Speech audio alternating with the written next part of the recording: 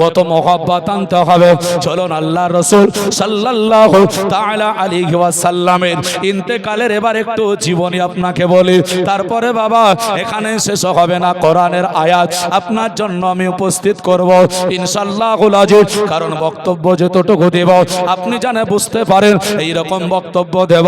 আল্লাহর নবীর যখন দুনিয়া ছাড়ার সময় হলো, ওই নবী পাক সরওয়ারে কাওনামাকা আলাইহিস সালামের ওই সময়তে আপনার যেন হযরতে মালাকুল মউত যখন আল্লাহ রাসূলের রূহটা আপনার নিয়ে যখন চলে যাবেন, আল্লাহ রাসূলের রূহটাকে নিয়ে যখন আপনার রাখতে চলে যাবেন, সাধারণত আমরা জানি সবাই মানুষের দুটো জায়গায় রূহ রাখা হয়, একটা হলো ইল্লিন আর একটা হলো সিজ্জিল। ইল্লিনে রাখা হয় আপনার যেন ইমানদারের রূহটা, আর আপনার যেন সিজ্জিনে রাখা হয় সেটা হলো গুনাহগারের রূহটা। বলুন না কেন মালাকুল মউত হযরতে ইসরাঈল আলাইহিস সালাম, যাকে আমরা আজরাইল আলাইহিস সালাম বলে চিনি, ওই মালাকুল মউত আল্লাহর নবীর রূহটা যখন বের করে নিয়ে হাতের মুঠে নিয়ে নিলেন, উনি গিয়ে কোথায় রেখেছিলেন? কেউ যদি শুনে থাকেন বলবেন কোথায় রেখেছিলেন, জানা আছে? এর জন্য বলি বাবা, ওয়াজ শুধু শুনলে হয় না, রাসূলের রূহ কোথায় রাখা হলো দুনিয়ার মানুষ লক্ষ্য করে দেখুন। আমার আপনার রূহটা তো যদি নেককার হয় তো ইল্লিন, গুনাহগার হলে সিজ্জিন। দুই জায়গায় নাকি কোন জায়গায়? বলে গুনাহগারের গল্প তো নাই, আছে নাকি? রাসূল রাসূল জানা অত সহজ? বলে গুনাহগারের গল্প নাই, তাহলে কি নেককার জায়গায় ইল্লিনে হযরতে মালাকুল মউত উপস্থিত? বলছে হবে না। ইল্লিন কি বলছে?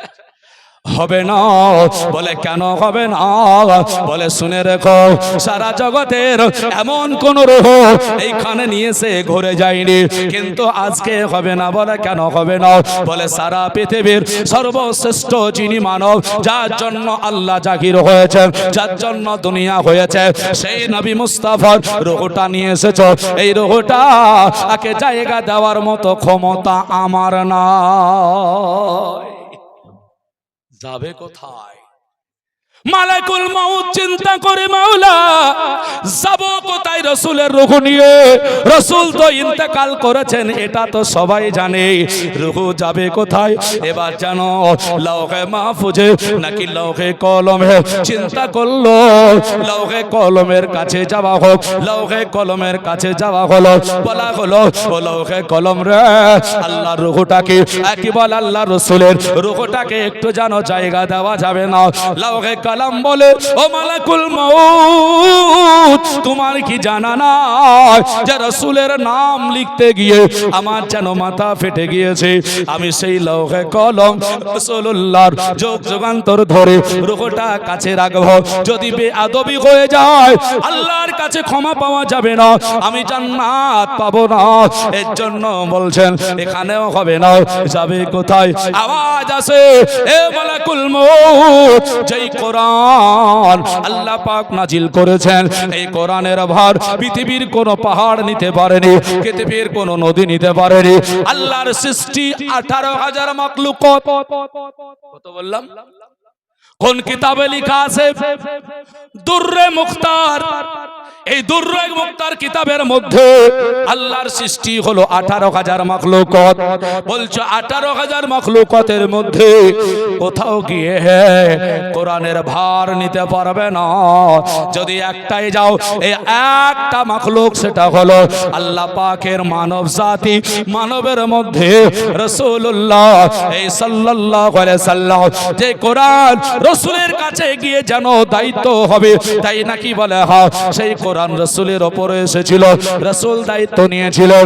তাই লৌহে কলম বলে যদি আজকে রাসূলের রূহটা জায়গা দিতে হয়, তাহলে লৌহে মাহফুজে চলে যাও, যেই জায়গায় আল্লাহ পাক কোরআন হেফাজত করে রেখেছে। আল্লাহর যে কোরআন, আল্লাহর যে কথা বাণী লৌহে মাহফুজ আছে, দুনিয়ায় কোরআন একের পর এক প্রয়োজন মোতাবেক আল্লাহ নবীকে দিয়েছেন। চলে যাও। ওইখানে হয়তো রাসূলুল্লাহ রূহটা জায়গা পেয়ে যাবে। মালাকুল মউত মনে করলো তাই যদি হয় একটু আমি যেন চলে যাই। সেইখানে যাওয়া হলো, বলা হলো ও মালাকুল মউত, একটা আপনা যেন আওয়াজ করে বলল, এ লাউহে মাহফুজ আমার রাসূলুল্লাহর রূহটা একটু জায়গা দেওয়া যাবে?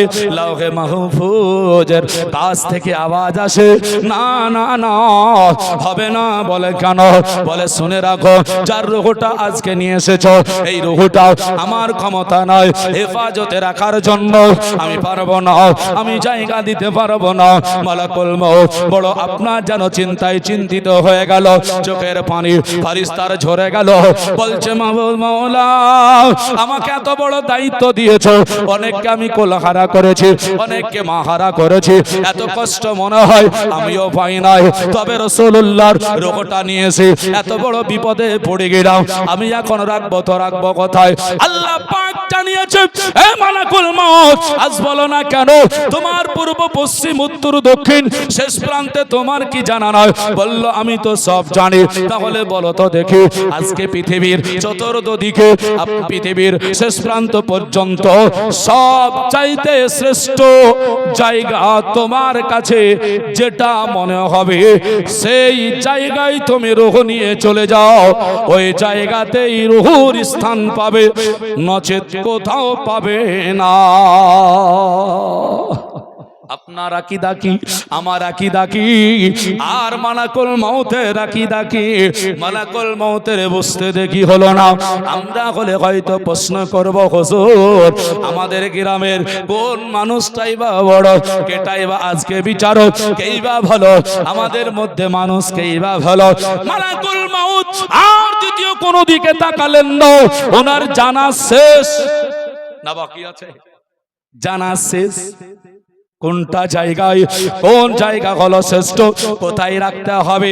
এদিকে 3 দিন কেটেছে, এদিকে আল্লাহর রাসূলের আপনার জানো সাহাবীরা রাসূলুল্লাহ দুনিয়া থেকে চলে যাওয়ার কারণে সাহাবীরা চোখের পানি ঝরিয়ে কেঁদেছে। কেউ লজ্জা করবেন না, একটা আপনাদেরকে বলছি, যদি জানা থাকে তো বলবেন অবশ্যই, দাঁড়িয়ে যদি বলার হয় তো বলবেন। রাসূলুল্লাহর জানাজা কে পড়িয়েছে আপনাদের জানা আছে? নবীও মানুষ, আমরাও মানুষ, আলেম মানুষ, পীর সাহেব মানুষ, নাকি বলেন? জানাজা কে পড়েছে? আপনি বলবেন হুজুর যদি যারা কিতাব পড়েছেন ছোট্ট একটা চটি বইয়ে, তাও সবার কাছে নয়, ওটা আলেম ওলামারা কোনোদিন দেখে নিয়েছেন, হয়তো লিখেছে আবু বকর সিদ্দিক রাদিয়াল্লাহু তাআলা আনহু জানাজা পড়িয়েছেন, কিন্তু কথাটা সত্য নয়। তাহলে ইমাম কে হলো? রাসূলের জানাজা। আজকে মাপতে যাচ্ছেন চিনারা, আমরা মাপছি রাসূলকে নিয়ে, ঈমান কোথায় দাঁড়াবে চিন্তা করুন। বলছে না, তাহলে কে? রাসূলের ইমাম কেউ হয়নি। দলের দল দুনিয়াতে মানুষ ঝুঁকে ঝুঁকে মদিনার মাটিতে গিয়েছে, দলের দল দাঁড়িয়ে জানাজা পড়েছে, চলে গিয়েছে।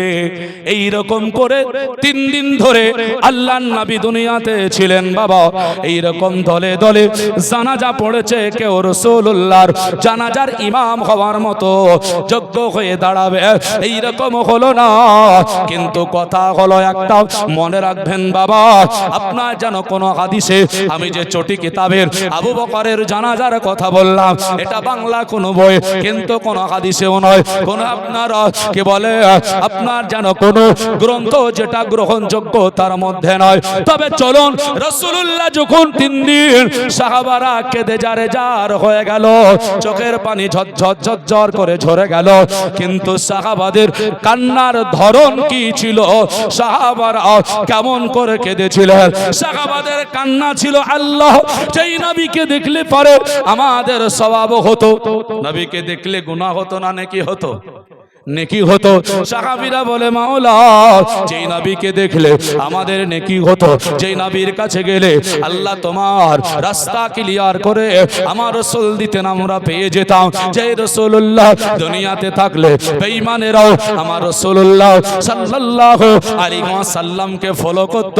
যেই নবী থাকলে আজকে তিনার কাছে থাকতাম, আল্লাহ আল্লাহ নুরানি বদন চেহারাখানা দেখতাম। জীবনে আপনার যেন কতই না সওয়াব হতো। ওই নবী আপনার যেন দুনিয়া ছেড়ে পর্দা করে কবরস্থ হয়ে যাবেন। এর জন্য সাহাবীরা কান্না করেছেন। 3 দিন ধরে যে ছিল বলে নবী মুস্তাফা, 3 দিন ধরে সাহাবীরা কোনো খাবারও খায় নাই, পানীয় পান করে নাই। তাহলে আমরা কেন আল্লাহ রাসূলের আপনার আবির্ভাবের দিনে আল্লাহ রাসূলের দুনিয়া থেকে পর্দা করে যাওয়ার সময়তেই একই দিনে আল্লাহ নবী আমার দুনিয়াতে আপনার এসেছেন গিয়েছেন? কারণ আপনারা কবির কাব্যের ছন্দে শুনেছেন, আর যেই দিনেতে রাসূল এলো আর সেই দিনেতে বিদায় নিল, আজ দুঃখ নেব না খুশি নেব, খোদা গো তুমি দাও না বলে আজ দুঃখ নেব না খুশি নেব, খোদা গো তুমি দাও না বলে। এই যে কবি কাব্যের ছন্দে গজল শোনালো, মুসলমান আমার ভাইয়েরাও কোন দিনটা আজকে আমরা পালন করব? একটা কথা আপনাকে মনে রাখতে হবে ভাইয়া, জন্ম হয় আগে, মরণ হয় পরে। তবে আমার লক্ষ্য করুন আমার দিকে, বুঝতে পারবেন ভাবা। একই দিনে যদি রাসূলুল্লাহর আশা হয়, একই দিনে যদি রাসূলুল্লাহর দুনিয়া থেকে বিতাড়িত হওয়া হয়, দিন যদি একই হয়, তাহলে মনে রাখতে হবে আশা দুনিয়াতে আগে হয়, যাওয়াটা দুনিয়াতে পরে হয়। আল্লাহর সাহাবীরা নবী পর্দা করছেন, এই কারণে কেঁদেছেন। রাসূলুল্লাহ মরে গিয়েছেন এটা বলে কোনো সাহাবী কাঁদে না। কাদার ধরন যদি বুঝতে না পারি হবে না। উদাহরণটা দিয়ে বুঝতে পারবেন। আপনার মা হারিয়ে গেছে, কি হয়েছে? হারিয়ে গেছে, কিন্তু খবর পেলেন যে মা মরেনি, আছে, কিন্তু হারিয়ে গেছে। আপনি বলুন, আপনি দুঃখ করবেন না আনন্দ করবেন? মুসলমানের কি হওয়া উচিত, দুঃখ না আনন্দ? আনন্দ কি দুঃখ কেন করবেন? মত আছে, কিন্তু দুঃখ এই কারণে করবেন যে মাকে যে সকালবেলায় বিছানা থেকে উঠলে দেখলে যে সওয়াবটা হতো, এটা আর হবে না। নাকি বলছেন? এই যে সওয়াব থেকে বঞ্চিত হলেন, যদিও মা বেঁচে আছে, এর জন্য মা আড়াল হয়ে গেছে, এটা দুঃখ হবে।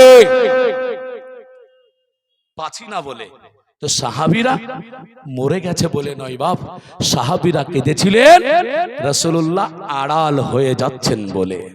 দলিল কোথায় আছে? মিশকাত শরীফ 121 পাতা নম্বর, আল্লাহর রাসূলের হাদিস। আল্লাহর নবীকে জিজ্ঞাসা করা হয়েছিল, হুজুর আপনি বলুন না কেন আপনার প্রতি দরুদ সালামটাও, আপনার মহব্বতটাও আজকে দুনিয়াতে থাকাকালীনই করব নাকি দুনিয়া থেকে চলে যাওয়ার পরেও করব? আল্লাহর নবীর জবান দিয়ে বের হয়ে আসলো, ইন্নাল্লাহ হারামা আলাল আরদি আন তাকুলা আসসাদাল আম্বিয়া ফানাবিউল্লাহ ইহাইয়ু ইরসাকুন।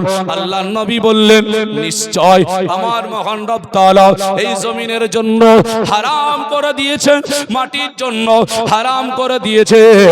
ওটা কি বলছে? আসসাদাল আম্বিয়া। নবী নিজেকে শুধু বললেন না, পৃথিবীতে যত নবী এসেছে সমস্ত নবীদের এই জমিনে শরীর ভক্ষণ করা হারাম। নবিউল্লাহি হাইয়্যু ইরসাকুন বলছে আল্লাহর তরফ থেকে নবীরা কবরে রুজি পেতে থাকে। প্রশ্ন হবে ভাই, তাহলে খেলে তো পায়খানা হয়, খেলে পায়খানা হয়, আল্লাহ যদি দেয় পায়খানা কোথায় হয়? না ভাই, এই প্রশ্ন করে লাভ হবে না। তাই যদি হয়, মায়ের পেটে বেঁচে ছিলেন নাকি মরা ছিলেন? খেয়েছেন না খাননি? মায়ের পেটে খাবার যায়নি, মায়ের পেটের নাড়ির সঙ্গে খাদ্য খাবার আপনি পেয়েছেন, মা যেটা খেয়েছে ওই খাবার আপনি পেয়েছেন, তাহলে বেঁচেই ছিলেন। প্রশ্ন যদি করি, মায়ের পেটে তো খাবার খেলেন, কিন্তু পায়খানা কোথায় করলেন? হবে? উত্তরও হবে না। এর জন্য রাসূলুল্লাহ হলো আমাদের ঈমান। রাসূলুল্লাহকে মহব্বত করুন, সহজ করে নিন, কঠিন করে নিন। মালা কঠিন করে নিয়েন না। মালাকুল মউত বলে, ওগো রব্বুল আলামিন মাওলা, আজকে তোমার দুনিয়ার ফেরেশতা যাকে যাকে যারা রাসূলুল্লাহর মহব্বত করে তারা দাঁড়িয়ে আছে, সাহাবীরা কান্না করতেছে। আর তুই বুঝে গিয়েছি মহব্বত কাকে বলে, পৃথিবীর শ্রেষ্ঠ জায়গা, সেই জায়গায় রূহ রাখতে বলেছেন। এই বুঝে যাওয়ার পরে মালাকুল মউত সেই 3 দিন হয়েছে আমার নবী মুস্তাফার সাহাবী দামাত জামাই হযরত আলী রাদিয়াল্লাহু তাআলা আনহু আমার রাসূলুল্লাহকে কবরে রেখে দিয়েছেন। সমস্ত সাহাবীরা কবরে রেখে আসছেন, আর আমার মালাকুল মউত আমার রাসূলুল্লাহর রূহটা রাসূলুল্লাহর বডিতে সেট করে দিয়ে চলে গেছে। এটা যদি আপনি মানতে না পারেন, আপনি বলুন না কেন রাসূলুল্লাহর রূহ আছে কোথায়? বলুন কোথায়, কোন বইয়ে পড়েছেন? পাবেন না, পাবেন না। মানতে বাধ্য হতে হবে, যার রূহ তিনার কাছে গিয়ে হাজির। এর জন্য নবীর প্রয়োজনীয়তা বুঝাচ্ছি, রাসূলুল্লাহর কতটা দরকার আমাদের চিন্তা করুন। রাসূলুল্লাহকে কোথায় গেলে পাওয়া যায়? এর জন্য আমরা বলি রাসূলকে ঈমানে এমন ভাবে নেন, মহব্বত করে নেন, যাতে করে রাসূলুল্লাহর সঙ্গে দ্বিতারিচা না হয়ে যায়, রাসূলুল্লাহর সঙ্গে কোন রকমের কথা বলতে ছোট বড় না হয়ে যায়। যদি রাসূলের কথার সঙ্গে আপনার কোনো গন্ডগোল হয়ে যায়, রাসূলুল্লাহ সম্পর্কে কোন গন্ডগোল যদি হয়ে যায়, কোরআন শরীফ সূরা মুজাদালার আপনার 22 নম্বর আয়াতে আল্লাহ পাক রব্বুল আলামিন বলেছেন, এই রকম ব্যক্তি যদি থাকে তাহলে তাকে তো কতল করে দেওয়ার হুকুম রয়েছে। এর জন্য হযরত ওমর ফারুক রাদিয়াল্লাহু তাআলা আনহু উনি দেখতেন যারা মুসলমানের মধ্যে আছে, অন্য জাতি এই কথাটা কিন্তু জানো না, নাই কারো কাছে এই বার্তা পৌঁছানোর দরকার নেই। বলে কেন? বলে হযরতে ওমর অন্যদেরকে এইভাবে আঘাত করেননি। দেখেছেন নবীকেও ভালোবাসি বলে, আবু জেহেলকেও ভালোবাসি বলে, মুনাফিকি যারা করেছে এদের নবী মুস্তাফা সম্পর্কে কখনো যদি এইরকম দ্বিচারিতার ব্যবহার করেছে, মাথার চুল ধরে মস্তক কেটে দিয়েছে। বলে এখানেও থাকবে, রাসূলুল্লাহর গোস্তাকি করবে, হবে না। আল্লাহর কোরআন। এর জন্য সতর্ক করি,